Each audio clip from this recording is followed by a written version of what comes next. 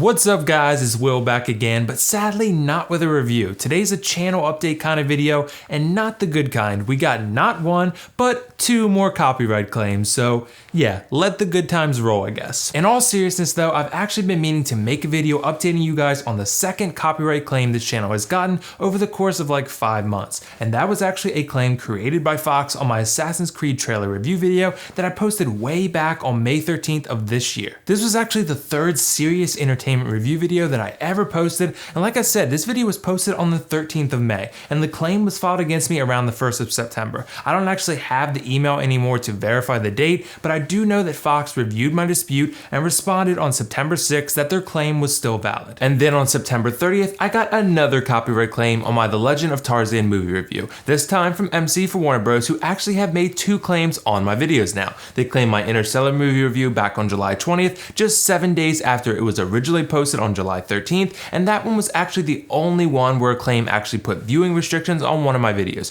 where Warner Bros decided they needed to block it in some countries. Go figure. Now I'm sure you guys are pretty up to date on the YouTube community's disdain for the copyright system and how it automatically assumes the guilt of the creator no matter what. That's why you're seeing the hashtag WTFU in the title of this video, for Where's the Fair Use, which Doug Walker from Channel Awesome started a while back. But in case you forgot how this system works, let me refresh your memory. So anyone can file a copyright claim against a creator at any time. The copyright holder can do one of 2 things. They can either file a claim, like I've received 3 times now, which is the less severe of the 2 options, or a copyright strike, which is obviously more severe considering YouTube actually gets a legal request to take down the video of interest because it contains copyrighted material. As a creator, you basically have 2 options as well, at least when it comes to movie reviews like what I'm doing on this channel. You can do nothing, or you can dispute the claim, which will likely end up with the same result as doing nothing. When you actually dispute the claim that, say, MC for Warner Bros files against you, your dispute does not go to an independent party that decides whether your video is actually infringing copyright or not. That dispute goes directly back to the person who filed the claim against you. So that would be like me accusing you of kicking my dog, and then as you're trying to argue your case to the YouTube police and say, I've never even met this stupid asshole or his dog in my entire life, I'm also the jury that gets to decide whether you're guilty or not. So YouTube then looks over to the jury, which is the claimant, and is like, what do you think? Is he guilty? And the claimant is of course going to be like, hell yeah, I'm the one that charged him. Why the hell wouldn't he be guilty? I'm right. Then once your first dispute has been settled and say Warner Bros reassures their belief that their claim is still valid, because why the hell wouldn't they? You can then take it a step further and escalate the dispute, where once again your dispute goes right back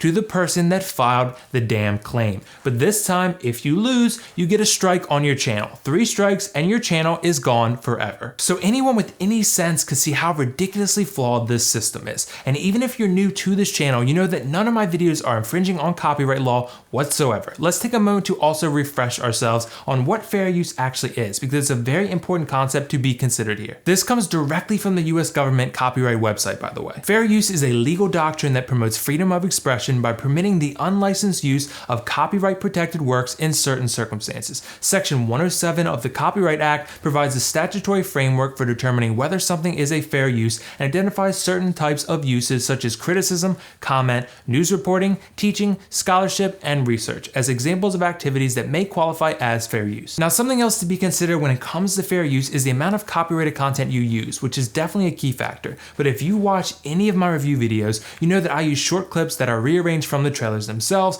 as well as actual still images that I've acquired that serve the purpose of visually illustrating the point I'm making at that specific time. This would obviously fall under fair use, as I'm using a small portion of the original content that you could argue is being transformed in some way that is also intended for the use of criticism and education. But you might find yourself thinking, like I was and am, why would these movie studios just go around filing these bogus claims? Well, to be completely honest, I don't know. I don't think anyone 100% knows for sure. I'm guessing they just firmly believe that your review is driving views away from their trailers or websites or something. I think these types of reviews bring attention to these movies. If you guys have ever watched any of my reviews that I've done over the last like 2 months or so, you probably noticed that none of the trailer clips that I use had any audio in them, and that's intentional. I thought of it like this: if there's no audio in any of these clips and they're brief and out of order, how could any movie studio truly believe that my review is stealing reviews views and resulting income from their trailers or websites. How would anyone watch this and then be like, well, I guess I don't need to go and watch the trailer now because Will showed me the whole thing? Another factor to consider is that this is a very small channel here. Under YouTube's current copyright system, smaller channels like myself have no way of defending ourselves.